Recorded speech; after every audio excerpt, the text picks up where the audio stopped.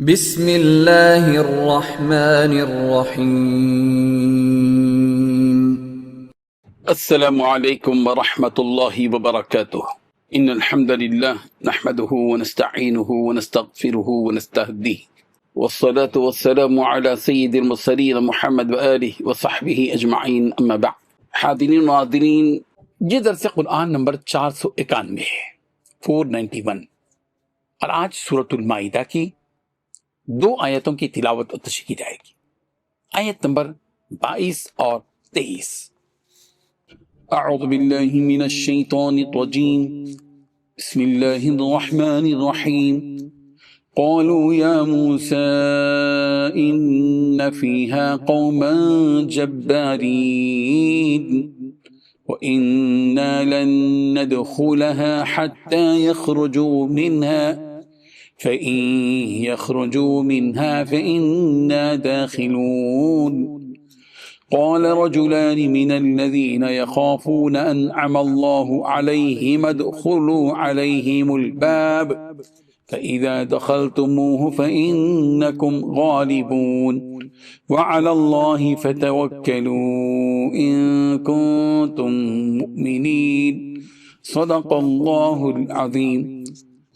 لفظی ترجمہ یوں ہے، قالو انہوں نے کہا، یا موسیٰ اے موسیٰ، ان فیہا بے شک اس میں قومن ایک قوم ہے، جبارین بڑی زور آور، وَإِنَّا اور بے شک ہم لن ندخلها ہرگز اس میں داخل نہیں ہوں گے، حتیٰ یہاں تک کہ یخرجو وہ نکل جائیں، منہا اس میں سے، فَإِن یخرجو پھر اگر وہ نکل جائیں، منہا اس میں سے، فَإِنَّا داخلون تو ہم ضرور داخل ہو جائیں گے۔ قال کہا، رجلانی دو آدمیوں نے، من الذین ان میں سے جو یخافون ڈرتے تھے اللہ سے، انعم اللہ اللہ نے انعام کیا تھا، علیہم ادخلوا ان دونوں پر تم دو داخل ہو جاؤ، علیہم ان پر، الباب دروازے میں سے، فإنا فإذا پھر جب دخلتموہ تم داخل ہو جاؤ گے اس میں، فإنکم تو تم ہی غالبون غالب ہو جاؤ گے، وعلی اللہ اور اللہ ہی پر، فتوکلوا بس تم بھروسہ کرو، ان کنتم مؤمنین اگر تم واقعی مومن ہو۔ ترجمہ یوں ہے، وہ کہنے لگے کہ موسیٰ وہاں تو بڑے زبردست لوگ رہتے ہیں، اور جب تک وہ اس سرزمین سے نکل نہ جائیں ہم وہاں جا نہیں سکتے، ہاں اگر وہ وہاں سے نکل جائیں تو ہم داخل ہوں گے۔